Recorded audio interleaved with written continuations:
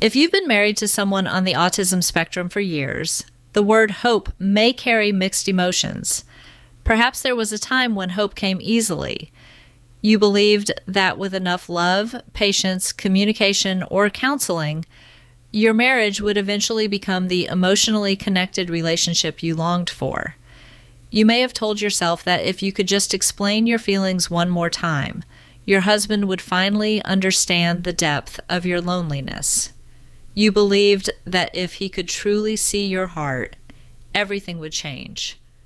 But after years of repeated misunderstandings, emotional disconnect, and unmet needs, hope can begin to feel dangerous.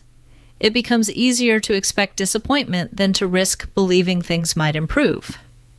Many wives experiencing Cassandra syndrome eventually stop dreaming about what could be, because every disappointment feels like another confirmation that they are alone. When you've spent years reaching for emotional connection that rarely arrives in the way you need it, protecting yourself by lowering your expectations can seem like the only way to survive. Yet there is another kind of hope, one that is far stronger than wishful thinking. It is not built upon denying reality or pretending your marriage is easier than it is. Instead, it grows from understanding that your healing does not have to wait for someone else to change. This kind of hope allows you to face your circumstances honestly while still believing that your future can hold peace, joy, and purpose. One of the greatest misconceptions about hope is that it depends entirely on your spouse making significant changes. Many wives unknowingly spend years waiting. They wait for their husband to become more emotionally expressive, more empathic, more responsive, or more aware of how his words and actions affect them. Waiting often feels productive because it is fueled by love and optimism. Unfortunately, when all of your emotional well-being depends on another person's growth, your own life becomes suspended.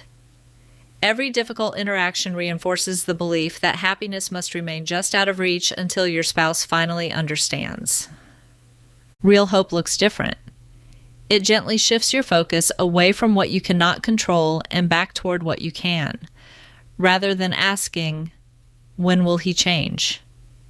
Hope begins asking, what would healing look like for me today? That subtle shift changes everything. It does not require giving up on your marriage or abandoning the possibility that your husband can grow. Instead, it recognizes that your emotional health is too valuable to place entirely in another person's hands. For many wives, one of the first signs of healing comes when they stop questioning their own reality. Living in an emotionally disconnected marriage often creates profound self-doubt.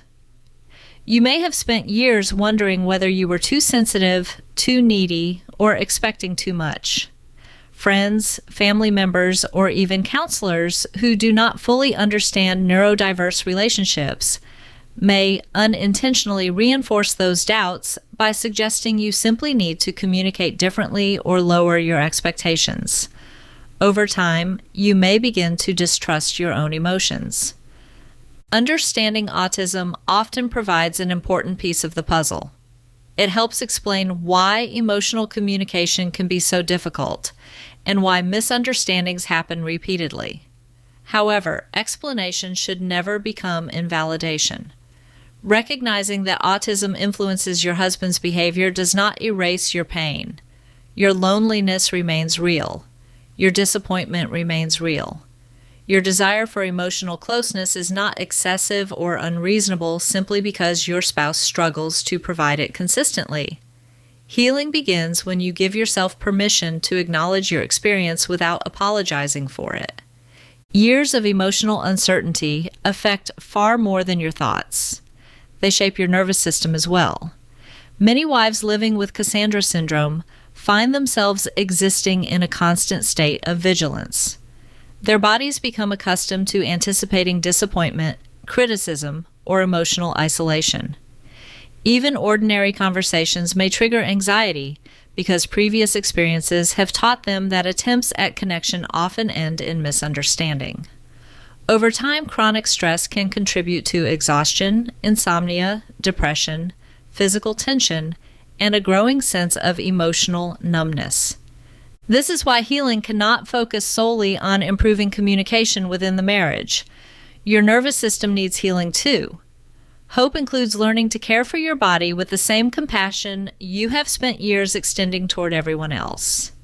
Regular exercise, time in nature, meaningful friendships, prayer, meditation, adequate rest, creative pursuits, and simple moments of quiet all help teach your nervous system that safety still exists. These practices do not remove every marital challenge, but they strengthen your ability to remain emotionally grounded, even when those challenges continue. Another surprising aspect of healing is rediscovering the parts of yourself that have gradually disappeared. Many wives become so focused on managing the relationship that they unknowingly place their own dreams, friendships, interests, and personal growth on hold. Their entire emotional world begins revolving around the marriage. Every conversation is analyzed. Every disappointment is replayed. Every bit of emotional energy becomes devoted to trying to make the relationship work. Hope invites you to reclaim your life without abandoning your marriage. It asks different questions than fear does. Instead of constantly wondering how to finally help your husband understand your needs, you begin asking what activities make you feel alive, which friendships nourish your spirit, and what gifts or passions have been quietly waiting for your attention. These questions are not selfish. They remind you that you are a whole person with a life that deserves to flourish, regardless of the pace at which your marriage changes. This shift often creates an unexpected outcome. Ironically, when you stop making your spouse solely responsible for your emotional well-being, the relationship itself frequently becomes healthier. Your husband no longer carries the impossible burden of meeting every emotional need, and you become less reactive because your sense of stability is no longer entirely dependent on each interaction.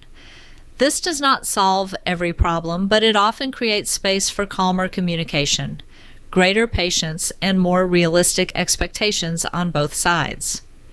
It is also important to acknowledge that many autistic husbands genuinely love their wives. They may desperately want to be better partners, while lacking the intuitive understanding of emotional communication that comes naturally to many neurotypical people. Some make remarkable progress once they recognize how autism affects the relationship and begin intentionally learning new skills. Others improve more gradually over many years. Still others continue to struggle despite sincere effort. Real hope makes room for every one of these possibilities without tying your emotional future to any single outcome. Healing rarely arrives in dramatic moments. More often, it reveals itself quietly. You may notice that you recover more quickly after difficult conversations. You stop replaying every disagreement late into the night. You trust your own perceptions instead of constantly seeking reassurance from others. You establish healthy boundaries without feeling guilty.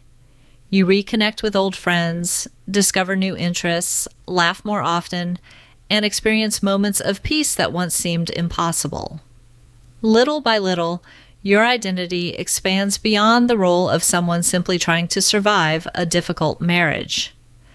Perhaps the most beautiful discovery is that healing changes your relationship with yourself.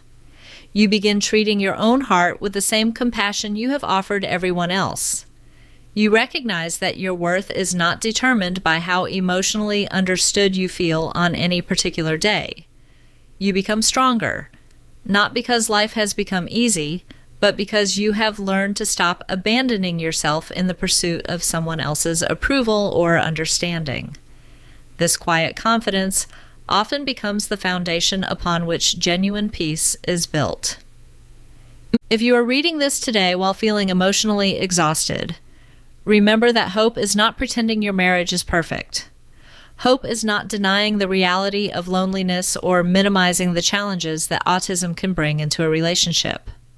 Genuine hope is choosing to believe that your story is larger than your present pain. It is trusting that healing can begin today, even if your circumstances remain imperfect. Every small act of self-care, every healthy boundary, every supportive friendship, every moment of self-compassion, and every step toward emotional health becomes evidence that your life is moving forward. Your marriage may continue to evolve. Your husband may grow in ways neither of you expected, or the changes may come more slowly than you wish.